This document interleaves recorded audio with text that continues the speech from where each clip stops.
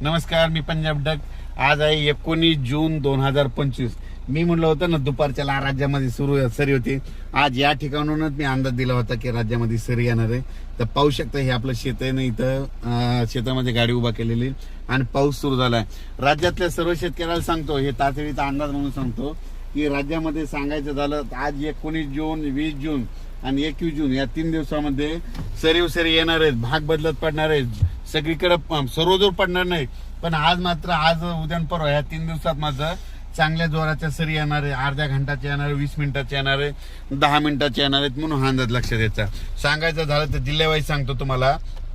पुणे जिल्हा, नगर जिल्हा, धाराशिव जिल्हा, लातूर जिल्हा, त्याच्यानंतर बीड जिल्हा, त्याच्यानंतर नगर जिल्हा, संभाजीनगर, नाशिक तर खूप, उत्तर महाराष्ट्र खूप पडणार, त्याच्यानंतर जळगाव जिल्हे खूप पडणार, त्याच्यानंतर संभाजीनगर जोरात राहील, त्याच्यानंतर जालना देखील जोरात राहील, त्याच्यानंतर बुलढाणा देखील जोरात राहील, त्याच्यानंतर परभणी जिल्ह्यात राहील, हिंगोली जिल्ह्यात राहील, वाशिम जिल्ह्यात राहील, नांदेड जिल्ह्यात राहील, त्याच्यानंतर यवतमाळ जिल्ह्यात देखील राहील, धर्माबादकडे राहील, तेलंगणाकडून बी पडेल, त्याच्यानंतर विदर्भामध्ये अमरावतीकडे राहील, अकोल्याकडे राहील, वर्ध्याकडे राहील, अकोटकडे राहील. म्हणजे सांगायचं तर हे जिल्ह्यामध्ये मात्र ह्या 3 दिवसात मात्र पाऊस पडणार आहे.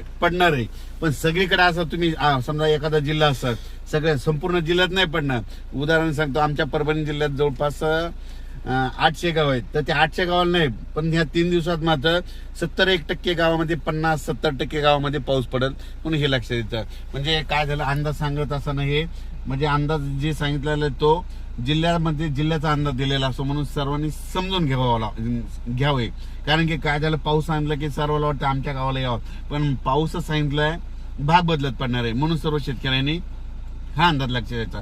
पण तुमच्यासाठी आनंदाची बातमी आज म्हणजे तुम्हाला एक सांगतो, 19, 20 आणि 21 या 3 दिवस मात्र सरी येणार आहे. जीवदान भेटणार आहे. ज्यानं कापूस लावला त्याला जीवदान भेटणार आहे. म्हणून हे लक्षात घ्यायचं.